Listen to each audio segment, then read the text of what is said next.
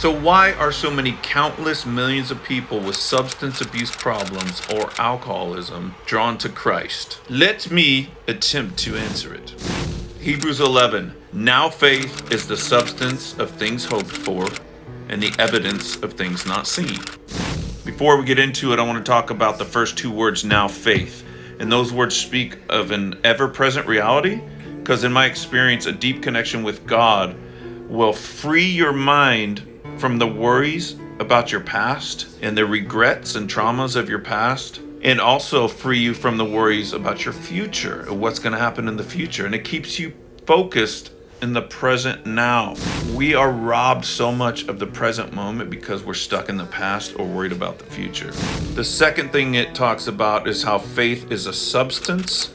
And again, in my experience, as an addict lets go of the substances that he or she is abusing, it pretty much gives Christ a green light and permission to step in and start to pour into the soul a spiritual substance that sets the soul free from the harmful effects of the substance abuse. And I'm throwing around that word substance a lot because essentially it's an exchange from one substance to another.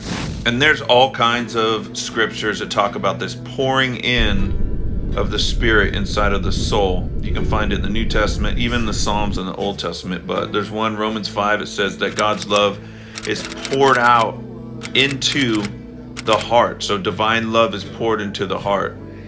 And that's the spiritual substance that it's talking about. Another scripture in the Ephesians 5, it says that it encourages, don't be drunk with wine, or don't be drunk with whiskey, or don't be drunk with Jägermeister, Jonathan Davis, or whatever it is. Don't be drunk with that stuff. Be filled with the Spirit. That's what it's saying. Don't be drunk with wine, but be filled with the Spirit. I want you to listen to me loud and clear. Christ does not want to make anybody a sober, boring person. Faith comes with many divine touches if you are asking for it, seeking it out, knocking on the door for it to open to you. Because if you want to be a boring spiritual person, go right ahead. But that's not the life that he came to give. It is abundant life. It is exciting. It's not boring. You feel like alive for the first time, and it doesn't fade away. That's what I've been walking in 17 years now, boy. The third thing it talks about is the evidence of things not seen. Faith is a substance of things hoped for, and faith is the evidence of things not seen. Now, the Spirit is like the wind. You don't know where it's blowing, you don't know where it's going, you don't know where it's coming from, but you see the effects of it.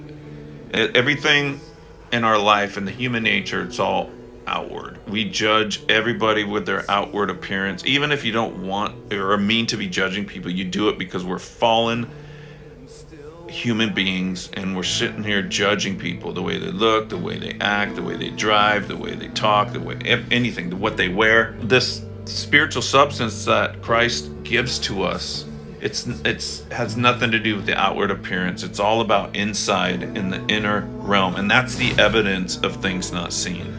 And the substance or the evidence is actually God's Spirit and God's love being poured out by God's Spirit. And many call it the new wine of God's Spirit. And it can be a warm feeling that feels intoxicating and just like overwhelming peace. It's a very heavy peace that comes on the inside of you, but you're totally alert and totally sober, but high on this supernatural divine love or divine peace. And it could be really slight and tiny, or it could be really heavy where you're just like, you can sit there for hours.